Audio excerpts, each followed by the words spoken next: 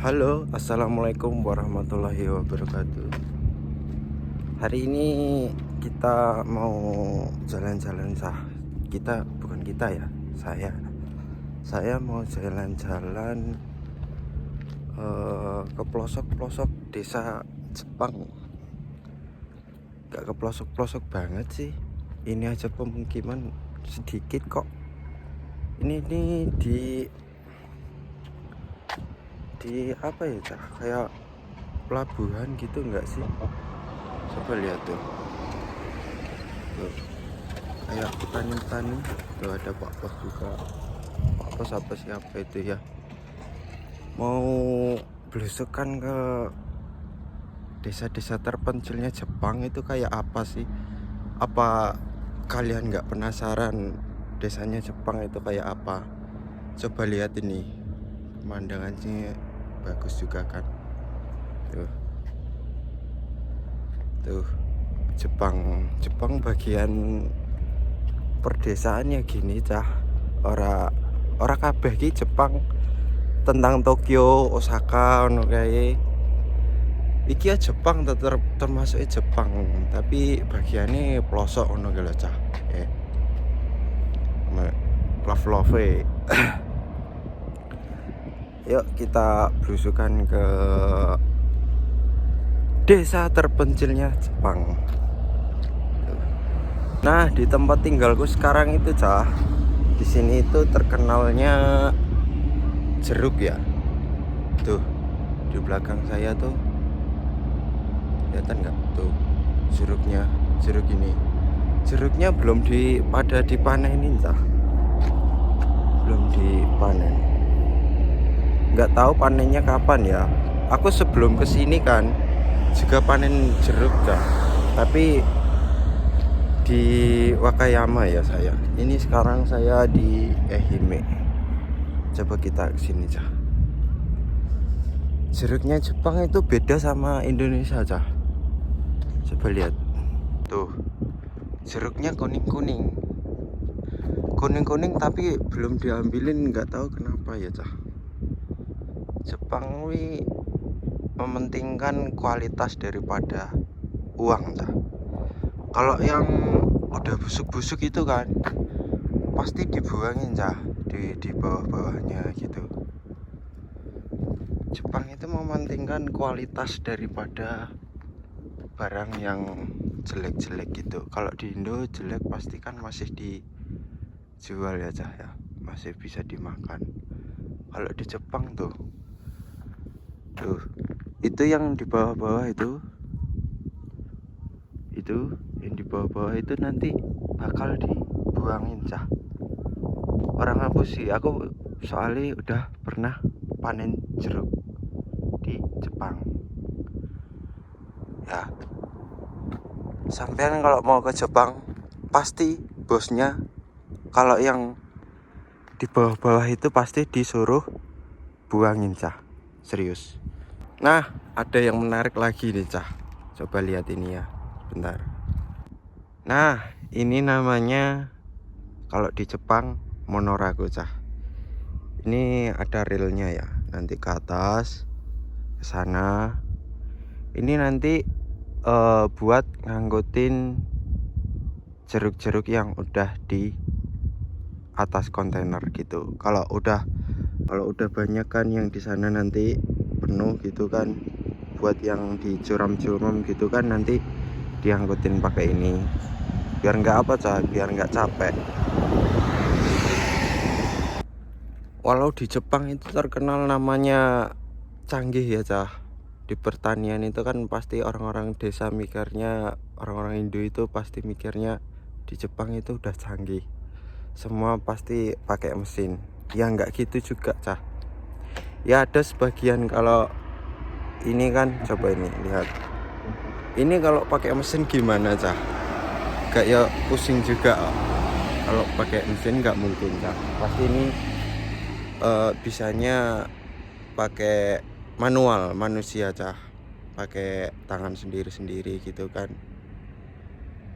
Soalnya saya juga udah pernah panen jeruk di Wakayama cah, daerah Wakayama, Ishikawa. Ini bentar lagi kayaknya mau panen cah, kelihatannya. Soalnya udah kuning-kuning kayak gini kan. Yuk kita lanjut. Ini cah, aku kasih tahu perbedaan jeruknya Jepang sama Indonesia. Jeruknya Jepang itu walaupun udah kuning-kuning nih, udah kuning-kuning kayak gini, aja masih belum dipanen. Kalau di Indonesia paling tua sedikit itu udah pasti dipanen, ditebas sama pembeli. Kalau di Jepang enggak cah. Kalau di Jepang itu nunggu matang kayak gini baru dipanen. Nah, cara panennya itu nggak pakai mesin ya cah.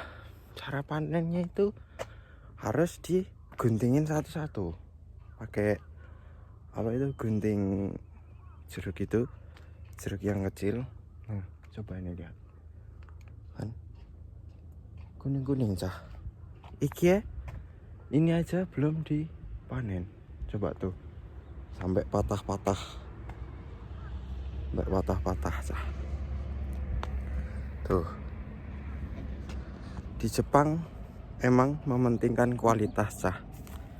Nek enek apa ke sing rusak sithik ngono lho cah.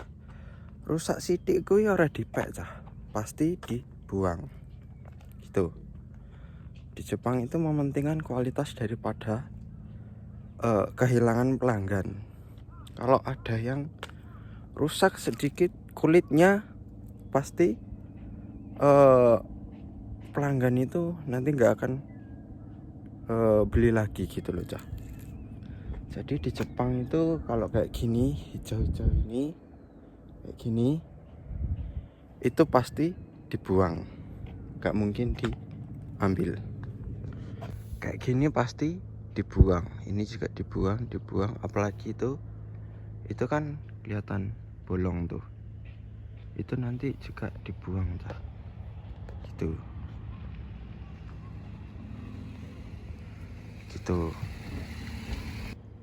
Nggak semua di Jepang itu panennya pakai mesin cah.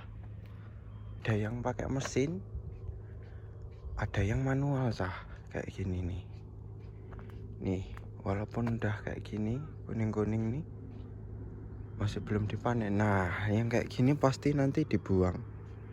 Ini juga dibuang. Tuh kelihatan bolong itu juga pasti dibuang.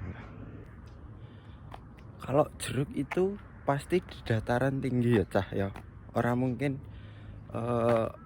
jeruk itu di dataran rendah itu nggak mungkin, nggak bakal bisa hidup cah. Soalnya jeruk di sini nih, kata bos saya itu jeruk yang tempatnya paling tinggi itu rasanya paling enak cah, katanya paling manis gitu tuh. Nah, di Jepang itu nggak cuma jeruk kayak gini aja cah, nggak cuma jeruk buah kayak gini, maksudnya jeruk yang manis gitu loh. Lemon pun juga tanam cah, diproduksi juga di Jepang. Nggak hanya jeruk buah kayak gitu, jeruk manis kayak gitu loh cah. Jadi tuh di Jepang itu kan ada banyak prefektur ya cah. Di Jepang itu ada banyak prefektur, itu pertaniannya beda-beda, nggak semua sama rata kayak jeruk ya jeruk semua gitu, nggak gitu cah. Di tempat saya ini Ehim kan terkenal jeruk juga cah, jeruknya juga tuh. Jeruknya itu ya gimana ya cah, kalau sama Indonesia itu emang jauh beda rasanya. Itu rasanya lebih manis di Jepang sini cah, serius nggak bohong. Dan kalau di Indonesia itu kan itu ya cah, ada bijinya ya, isinya, bukan isi deng, biji itu ada bijinya cah. Kalau di Jepang itu sama sekali nggak ada bijinya cah. Aku juga heran itu nanamnya gimana gitu. saya juga heran. Pernah tanya sama ke bos saya dulu kan, bos saya itu katanya bibitnya itu beli dari pengepul petani lain gitu kan katanya. Itu 2 tahun baru berbuah cah. Itu 2 tahun baru berbuah. Kalau ini mungkin sekitar 5 tahunan lah ya. 5 tahun kalau segini. 5 tahun 4 tahunan lah kalau kayak gini. Tuh.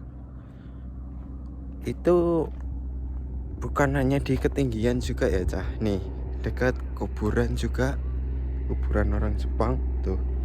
Itu juga ditanemin cah. Coba nih, sampingnya kuburan loh, tuh. Kan? Sampingnya kuburan ditanemin. Tapi kalau yang kayak gini kayaknya nggak diambil ya cah. Nih, kayak gini pasti nggak diambil. Kalau yang di bawah-bawahnya itu pasti diambil.